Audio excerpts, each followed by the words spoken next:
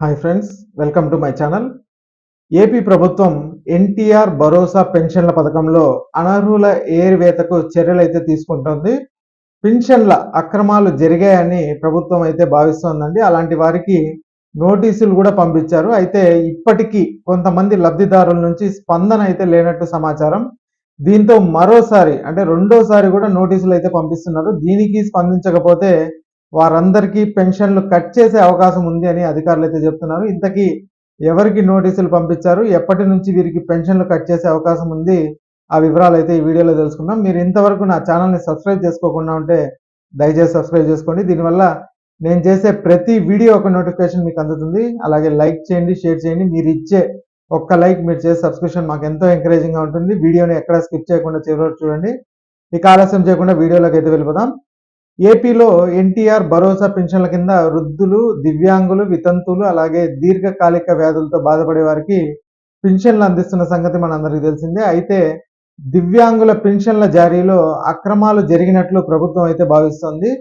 వైకల్యం తక్కువగా ఉన్నవారు కూడా వైకల్యంగా ఎక్కువ ఉన్నట్టు సర్టిఫికెట్ల ద్వారా చూపించి పెన్షన్ పొందుతున్నట్లు ప్రభుత్వం అయితే గుర్తించిందండి. 2025 ఫిబ్రవరి నెల నుంచి సదరం శిబిరాలను నిర్వహిస్తున్నారు. దివ్యాంగ పెన్షన్ పొందుతున్న వారిని పరిశీలించి వైకల్య శాతం 40 కంటే తక్కువగా ఉన్న వారిని గుర్తించారు. సదరం శిబిరాలకు రావాలంటూ చాలామందికి నోటీసులు కూడా జారీ చేశారండి.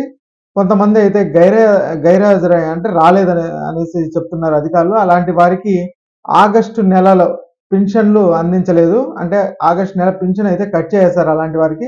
ఇక మరికొంతమంది లబ్ధిదారుల నుంచి నోటీసులపై ఎలాంటి స్పందన లేదు. అంటే నోటీసులు పంపించినా కూడా వాళ్ళు సదరం శిబిరాలకి రాకుండా ఉండడం కానీ ఏదన్నా దానికి అధికారులకు చెప్పడం కానీ ఏ స్పందన లేకుండా ఉంది. ఇలాంటి వారికి మరొకసారి అంటే రెండోసారి కూడా నోటీసులు అయితే పంపిస్తున్నారు అధికారులు. సదరం శిబిరాల్లో వైకల్య పరీక్షలు హాజరు కావాలని నోటీసుల్లో సూచించారు. వాటికి సంబంధించిన తేదీలు, కేటగిరీల వారీగా నోటీసులు అయితే జారీ చేశారండి. ఇక మరోవైపు సదరం కేంద్రాల్లో వైకల్య పరీక్షలు పూర్తయిన తర్వాత ఆ పరీక్షలకు సంబంధించిన సమాచారాన్ని అధికారులు ఆన్లైన్లో అప్డేట్ చేయకపోవడం వలన కూడా ఆగస్టు నెలలో కొంతమందికి పింఛన్లు అయితే రాలేదని సమాచారం.